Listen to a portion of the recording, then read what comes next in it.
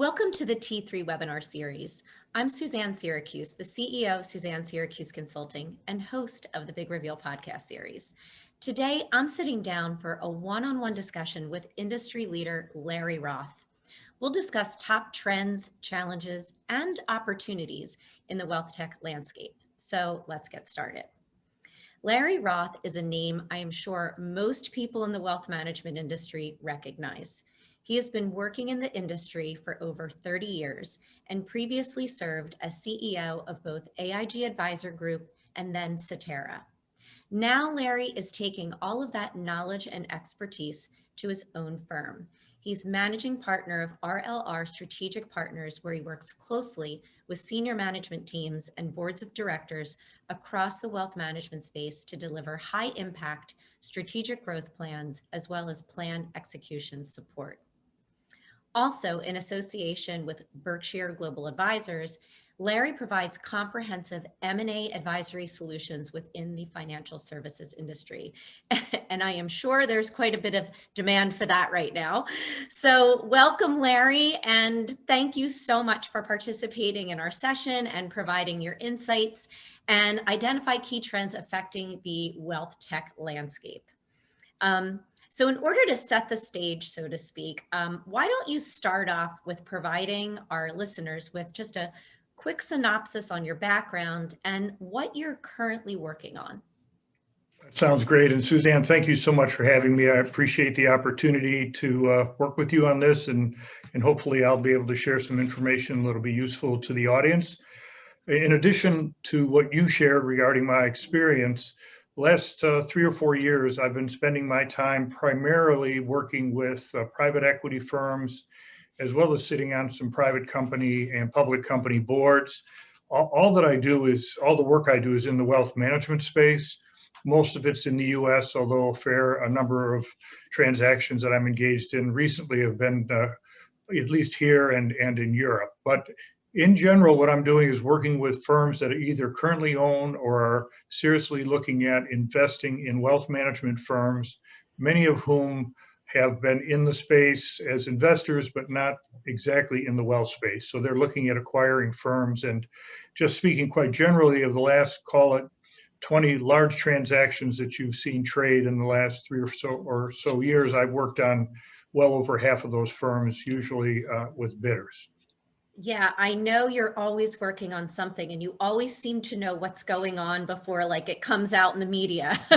So you must really be doing a lot behind the scenes, and I'm just really excited to talk with you about some of these questions that I have that I think others have too, and I'm excited to get your perspective on those.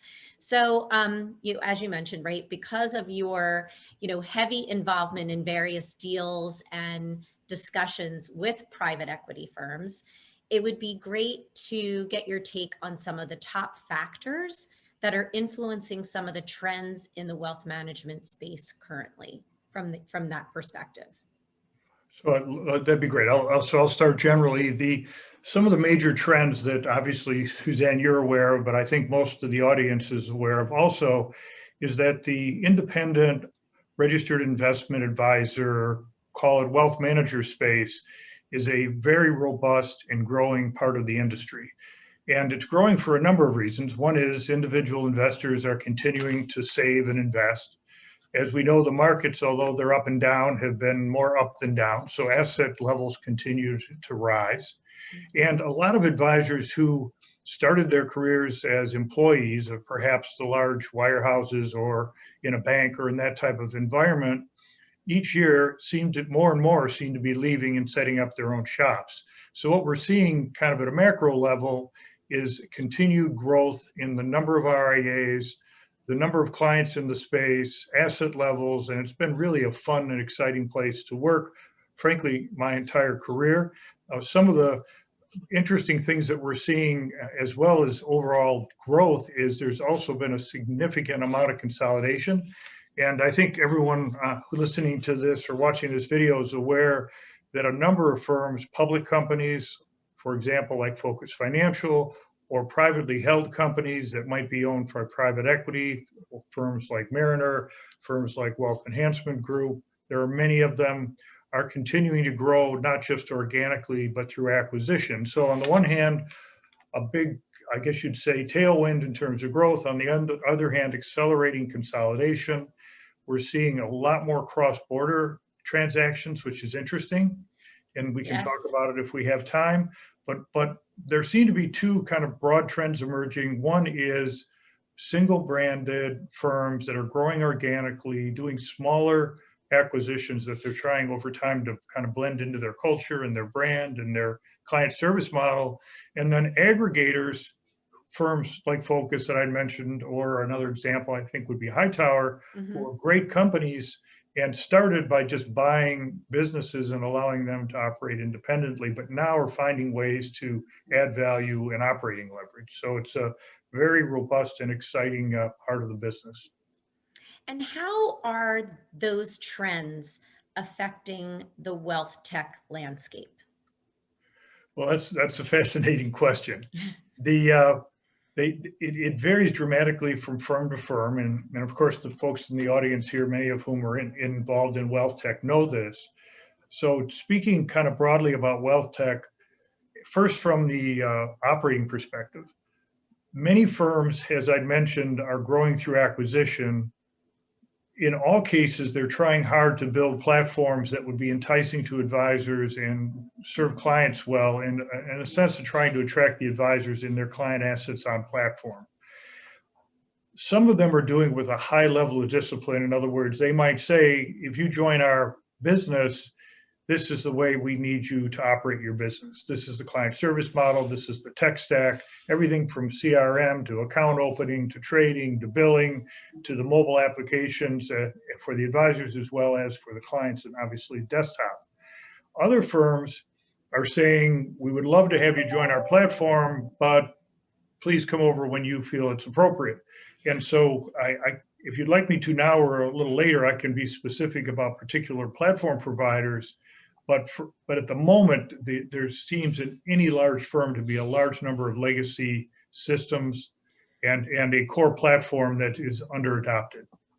Yeah, so the redundant, some redundant platforms, and then just all of the complications, right, that can go into integrating an advisor's tech stack into the new platform, right? I know we're going to address that a bit as well. So those are, I think, are great trends, and it really kind of sets off to the next question that I wanted us to get into, or wanted you to answer, is, you know, as we had discussed, there are a lot of PE firms investing in RIAs and in broker dealers. So what are you seeing as both like the pros and cons to this? I mean, you're involved in so many of these deals. Like, I'm sure you see the things that really work well. And then what are some of the things that don't work as well?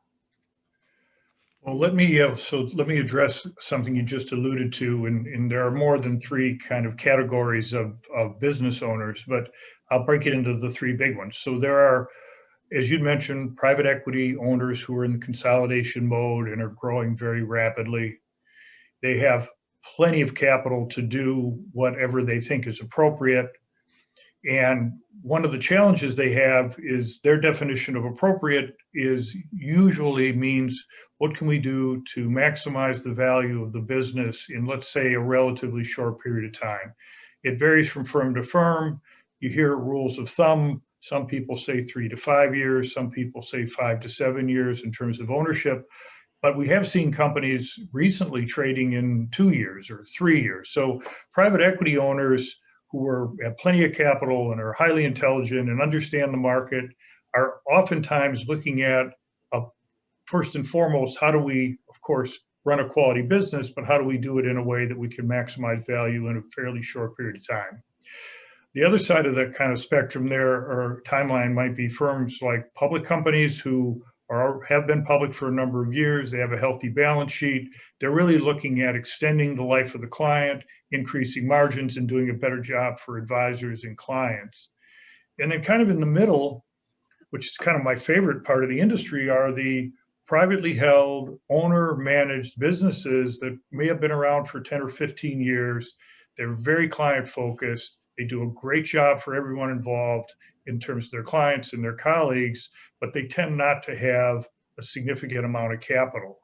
So it's a really interesting area, but let me try to talk about pros and cons briefly, and then if you'd like to go deeper, we of course can.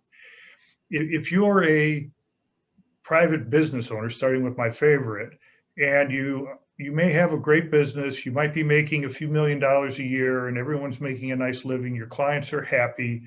It's really difficult for you to grow as rapidly as you might like. And in order to grow, you may need to bring on additional capital through probably a minority interest or sale of the business. So if that's kind of where you are and you're looking at your technology environment, you're probably in a pretty good position to build out a quality tech stack, but you're going to be doing it almost completely with third-party product or platform providers.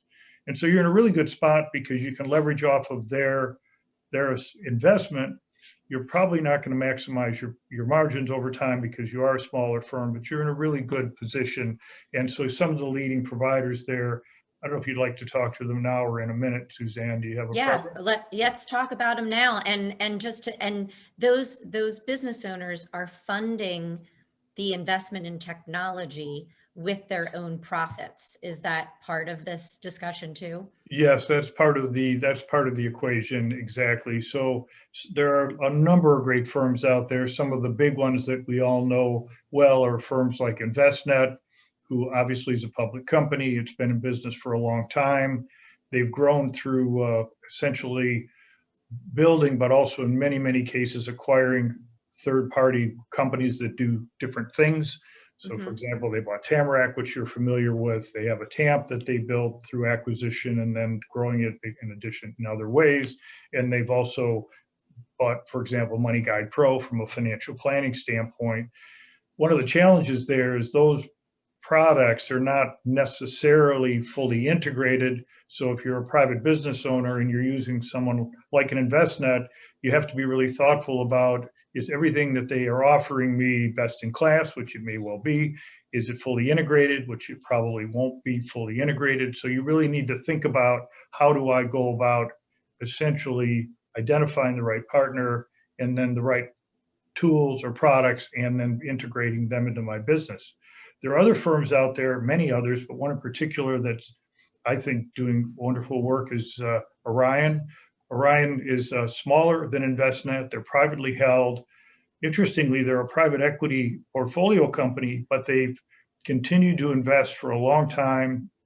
They changed hands recently through an acquisition to another large PE firm. So they have capital, they have a little longer time horizon, and they just bought Brinker, which I'm sure many of you know, but they essentially are, I would say, more than others, a turnkey solution that really does most of, maybe not everything, but most of what you might need to run a really high quality broker dealer or RIA or hybrid. So those are, and then there are a bunch of other firms that you're probably familiar with that are out there that are more niche-y firms, but of high quality. So I think as a private business owner, you're going to need some help sorting through this. If you're in the tech business and you're building products, and you should really take time, if you haven't already, to look at some of the big players out there, because none of the solutions are 100% solutions, and there are things you can do to really help these RIAs grow their firms. So and then not to dwell on just one type of ownership, the PE firms that Suzanne mentioned earlier most of these firms are not most of them, but many of them are my clients. I love them. They're great. They're smart. Yeah, they do have tons of dough, especially now. There's a lot of capital out there. And so if you're working with a firm that might be funded by private equity, I would encourage you to spend time not just with the management team, but if you can get to the PE decision makers, that would be great. But if you're working with the management team, ask them questions about the investment kind of time horizon. So if you're providing technology solutions and they have a longer view, you could, quite again, depending on what product you're building, you might be in a really great solution to partner with someone for 5 or 7 or 10 years. If they're looking for a really quick return on investment and it's going to take you 18 months to roll out and another 18 months to migrate assets, you may want to have more than one prospect because that may never go anywhere. But it's smart people everywhere. Time horizon seems to be the big differentiator in terms of tech investment. Yeah, I'm really glad that you brought that up because so you've mentioned, right? So you were the CEO of Advisor Group when it was owned by AIG and Cetera, right? Both of those firms are now owned by the private equity companies that you mentioned that you probably are working with. And so what I'm hearing you say is that if you're a technology company that is listening to this right now, one of the things that you should be considering when you are calling on one of those large organizations is understanding what their time horizon is, because sometimes you may have a better tech solution than what is currently on their platform. But if it's going to take them more work, more money, and more than anything, more time to get it up to speed, and their time horizon is at that 3-year mark, they may not even look at you, even though they may think you have a really great solution. Is my interpreting that correctly? I think that's exactly correct, Suzanne. And so to your point, if you're when you're looking at your prospective clients, or maybe you're in product development and you're looking at kind of the universe of potential of buyers or users of your product or your platform, a few things I would consider. Suzanne just mentioned a couple of them. One is state the obvious for a moment here. What is their business model? If their current business model is a hybrid RIA with a BD component, and you can probably assume if they're one of the big firms, they have an aging advisor population, which we've all recognized for a long time. They're probably looking at a few trends that are really long-term trends that really need to be addressed. And I'll mention a couple in particular that they probably, to use an expression, if they had a magic wand, they would be waving it really hard. But if you told them it was going to be a long-term investment and they won't see a return on that investment for a few years, they may not really take it seriously. And I'll tell you a few reasons why. One reason is they're at the moment they're trying to protect their returns. Interest rates are low, margins are tight. Reg BI has been put a ton of pressure on these firms in terms of disclosure.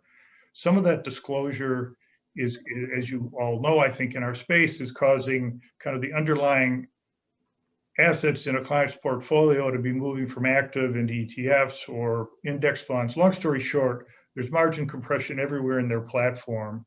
So they're trying to find ways to, one, move assets kind of into a common aspect of their business where they can manage it more efficiently and maybe sunset some legacy platforms. So if you can help them sort that out, you're going to be an absolute hero. And I think they'll bend over backwards to find a way to work with you right now. Mm-hmm. Another issue they're facing, which is really hard to address, but if you could help with this, I think you could change the industry. Most of these firms have been built around asset accumulation, meeting people while they're young, helping them save for retirement, helping them understand essentially how much money they need in order to accomplish their goals over time. Yet most of the firms haven't invested yet in a real meaningful way in the kind of the back nine, if you want to use an expression, or helping clients through decumulation. And so what we're seeing now is most of the big firms out there have done a great job helping people get to the point of retirement or near retirement, but they haven't been able to build a bridge into, say, the last 10 or 20 or 30 years of a client's life. And the reason this is important to you as technology providers, I have an expression, it's probably not perfectly appropriate, but I say advisors will retire before clients expire. and what that means is if you're an RIA or a broker dealer or some sort of person serving the advisor population and the client population, you need to somehow bring those assets on platform before the advisor kind of hangs up his or her guns, to use an expression. And so as a tech provider, even though that's a long-term kind of opportunity and challenge. I think firms will invest in anything to bring assets on platform into a common environment so that when the client retires, they'll just sort of turnkey them over to a call center or maybe to another advisor. But if you're going back to the kind of the challenge, if you're looking for, if you've developed a really great, narrowly defined solution that, and you're having problems understanding why people aren't adopting it, it might be because they don't want to have the time horizon. It could be an issue, or it could be a function of there's so many legacy systems that to take what you have and integrate it. I hate to say this, some of the big broker dealers have over a dozen RIAs that they own, not to mention the third party custody. To find a way to integrate all that is going to be really hard, and they may just glass over on you.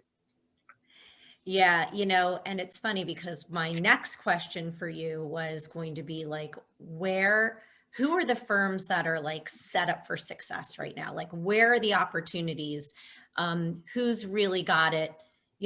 Who's really like got the future in their hands? And I know you mentioned like Envestnet and Orion that have these bundled solutions and that are, buying different components to offer both advisors and broker dealers a bundled solution. So it makes it easy to do business with them. Are they the winners, or like, what are you seeing? Who's really going to come out ahead in this? So I think there will be at least three types of winners, but I'll start with what you just described. If someone or some entity is utilizing kind of a core platform, could be the one that you mentioned, or it could be others, but those two are pretty significant players in the space.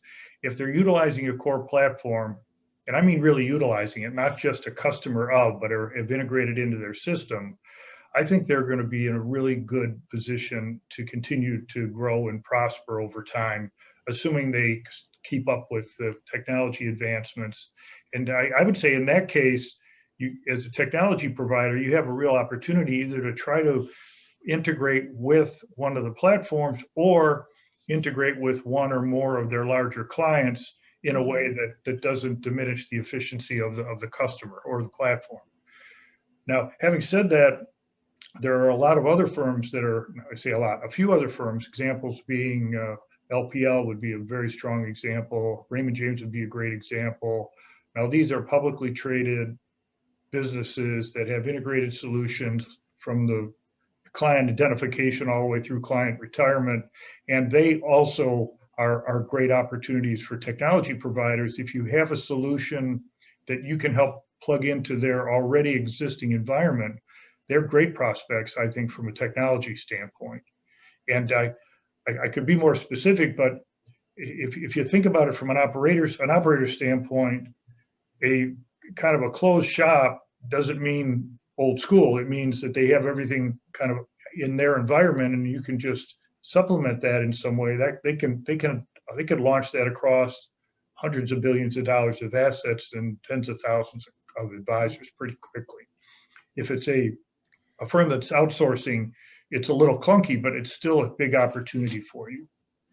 Yeah, it sounds like, with some of the larger broker dealers that maybe have a shorter time horizon or may operate everything in their own internal platform, that your best setups for success, if you have like kind of an easy integration, that they don't have to do any significant retooling, right? And then if you're with more of an open architecture system, it's almost like if you're listening to this and you're a tech provider or tech vendor, you should really understand the business models of these firms. That I think that's one of your biggest messages here. Yeah. So that you change maybe the way that you position your product and potentially what your priorities are. That was very well put. I think that's exactly right. I mean, that's exactly right. It's really interesting because to be honest, not that I sell to broker dealers, but or RIAs, but I never thought of it that way, right? So I've been around the space for a long time myself. I'm consulting with several technology companies now. And until you really framed it that way, I would say I never thought of it exactly that way. So I hope that those listening get, are really like picking up some tips here on just the importance of, we keep talking about customization, personalization being the major trend in the digital age. Well, the same thing from a selling perspective, right? As it relates to this, understanding that it may be in some cases more trouble than it's worth to integrate, or how do you make it easy to integrate your product? And I think you were also referencing, like, I know, for example, Salesforce. There are a lot of companies that integrate with Salesforce because Salesforce is already embedded in a lot of these either large RIAs or large broker dealers or Redtail or something like that, where it's already an established key part of their tech stack. And if you can integrate directly with those companies, it may also provide like a head start to get into the larger enterprise. Suzanne, the last point you made is really, really important. The as you're thinking about your potential kind of customer or client base, and I don't know if you would do this through the matrix, but it'd be easy to kind of illustrate this. You could look at the firms themselves, as we've talked about, and the primary providers out to those firms, which we've talked a little bit about. But when you're doing that, please consider what Suzanne just said. Some of the very important, well-respected businesses, Salesforce is a really cool example, but as is Redtail and others, that are integrated into the space deeply. Other examples are, I think, obvious, and I didn't mention, but I'll mention now in that context of Suzanne's comment. If you look at the clearing firms, Fidelity is a really interesting example. Fidelity is obviously an enormously successful private business with a clearing capability that works with pure RIAs. It also has a clearing business that works with broker dealers and hybrids. I did not mention Commonwealth earlier, but Commonwealth is a really interesting, in my view, example of a great business it's an independent business, and they use a lot of different vendors, of course, but they're pretty deeply integrated into Fidelity. So if you can find your way into Fidelity on the pure RIA side or RIA and brokerage side, you're going to have a built-in opportunity there that's significant. Even more so with Pershing Advisory Solutions, who you probably are familiar with on the RIA space, well-respected, not the biggest, but their clearing partner is the biggest, and Bank of New York Mellon is the largest custodian in the world last time I looked. So I think if you were to illustrate this somehow on a whiteboard, if we ever go back to the office, you'd find different points of entry. And then one thing I would add, Suzanne, you reminded me of, although you didn't say it directly, if you have a great solution and you're passionate about it, and you can prove to yourself and others who are willing to listen that it really does make a difference from the client's perspective over time, I would find a way to make sure that story is told in an industry environment. Because if you do, you'll find champions inside some of these businesses. And I don't mean to be in any way disrespectful, but there are people in these businesses who really care a lot about the client and customer outcomes. And they may be in an environment where it's an uphill battle to solve for whatever it is you're solving for in kind of your product set. But if you find the right person and they're willing to carry the torch, it could pay off for you, I think, and beautifully. It's worth it. That's a great point. And, I know from just my own experience, like sometimes having the advisors, the users, be the champion for a particular technology tool that they're using or platform that they have seen make a difference for their clients. That's the thing that like the large RIA tech decision maker or the large broker dealer tech decision maker sometimes just needs that to hear that, right? So being able to provide your tools to advisors and give them access and play around with it and see like they can be your biggest champions at times, right? Absolutely. I think that's a very important point. So for the technology companies that are listening today, right, because we have a mix, I think there's going to be a mix um, of fintech companies and broker-dealer CTOs that are listening, and RIAs and advisors that are listening.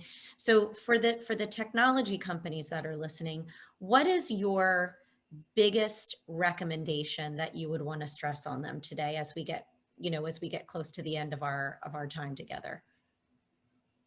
Well, and I'm sure you all do this every day, but I'll just try to illustrate it in my own terms.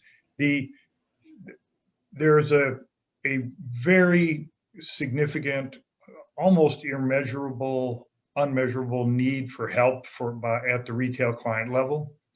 And so when you're thinking about your product set, think about it, if you would, in this way: what do end clients need in order to be successful over time? Successful being defined in this example as doing the best they can with the resources they have. They probably have some taxable accounts, they may have some IRA savings, but they also have access to other things like Social Security and other types of benefits that are just available to them. So my point with this comment is, if you look at what I'll refer to as client outcomes, and then you say, well, how does that fit in with the advisor's solution, or the advisor environment, the RIA wealth manager? How does that fit in with the platform provider? And then ultimately, the owner of that business is an important question to ask, but I wouldn't start there. Don't say, I don't want to look at PE firms because they have a short-term horizon. I think if you come up with a solution, it's really going to help millions of people, and it works for the client, it works for the advisor, you will find people that are interested and excited about your technology all the way up, and regardless of their kind of ownership structure. And I think that is important, more important now than ever. And if you need to put on your salesperson hat, which we all do now and then, if you really have a great solution, you'll be able to explain it to them in a way that if they don't want to do it because it's the right thing to do, they'll do it because it'll help them keep that client for another 10 or 20 years. Yeah, So that's, they say fear and greed. Start with greed. If it doesn't work, then scare them. you know what, that's great advice. And it reminds me of something that one of the, if not the largest broker executive at one of the largest broker dealers said to me recently, which was they are treating technology the way that they have treated like asset management and other vendors in terms of like due diligence processes and relationships and all of that. Like all of a sudden there is now an entire advisory group, committees. My point being is that the broker dealers are understanding the importance of technology and having the best technology, the most efficient technology um, in place for their advisors. And so they're putting more of an emphasis or a priority on it than ever before. So I'm personally super bullish on the wealth tech landscape, because I think, if to your point, if you've got a really great solution, they're listening. It's much easier now than I think even a few years ago to get the ear of some of these large RIAs and large broker dealers about your solution. Not to repeat you again, but I think you're exactly right about that. I think people understand that to serve the client well over time in an efficient way, technology is going to be kind of the answer to that question. And if they don't really know where to start, people in this audience can help them sort that out pretty easily, I think. Yeah. And then my last question to you is, as I mentioned, there are a lot of, from T3, there are a lot of technology decision makers, CTOs, heads of product and platform at both the RIA level and the broker dealer level that attend T3, and they will be listening to this webinar. What is the biggest takeaway you have for them coming from like your vantage point?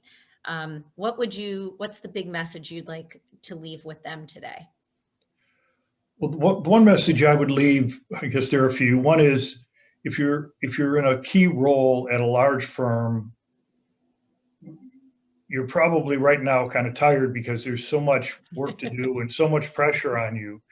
But the message I would send, the message of encouragement is the those are the you in this case, the people that Suzanne just described are in an amazing position because you understand the business where this is a very complicated business.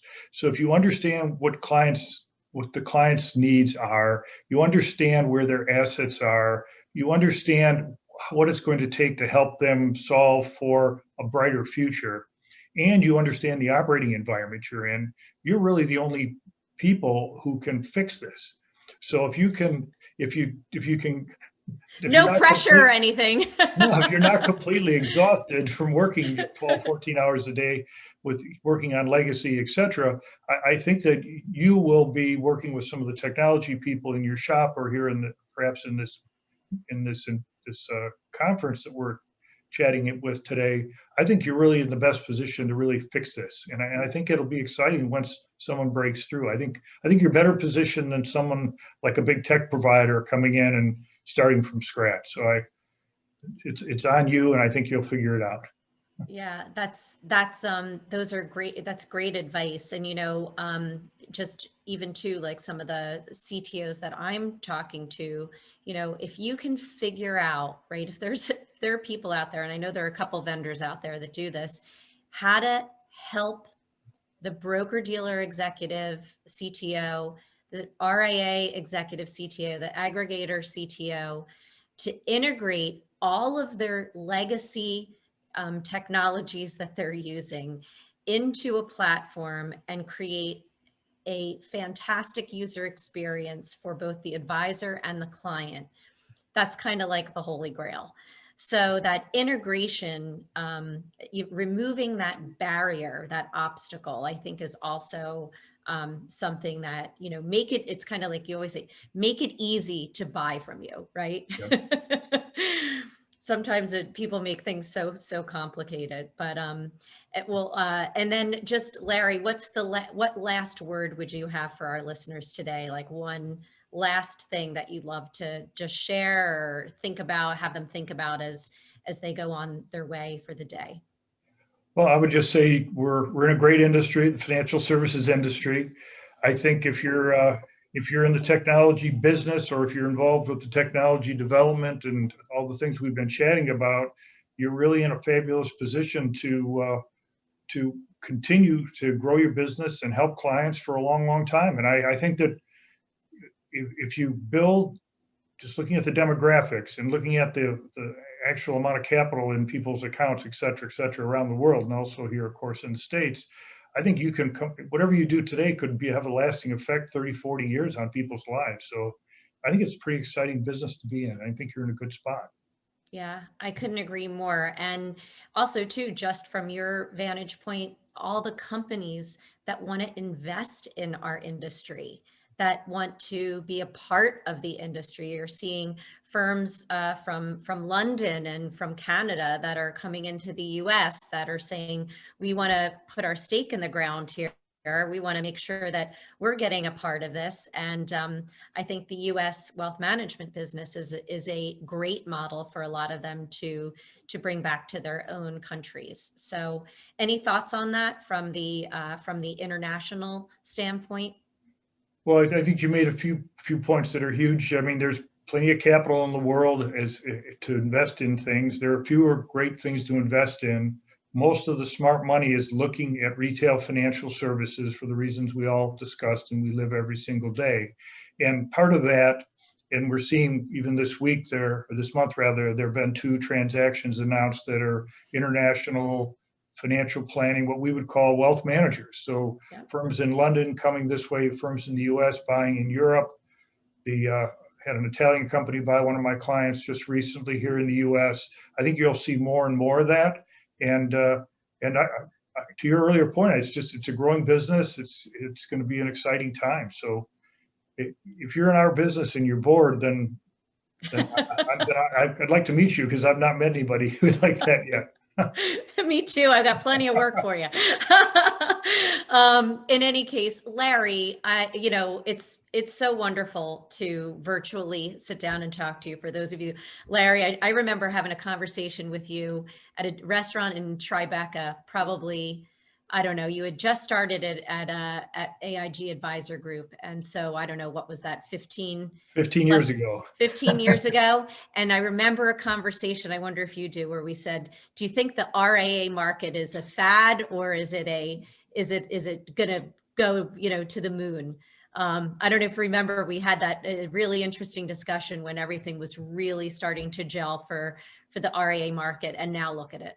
It's really taken off. I do remember, and it's bigger and better than I ever would have guessed. Yeah, me and you both. In any case, thank you for providing really interesting insights. I think getting your perspective, we don't hear that a lot. We would have conducted this session at the annual T3 Enterprise Conference, but obviously that couldn't happen this year. But I do have news. We hope to all be in person next year.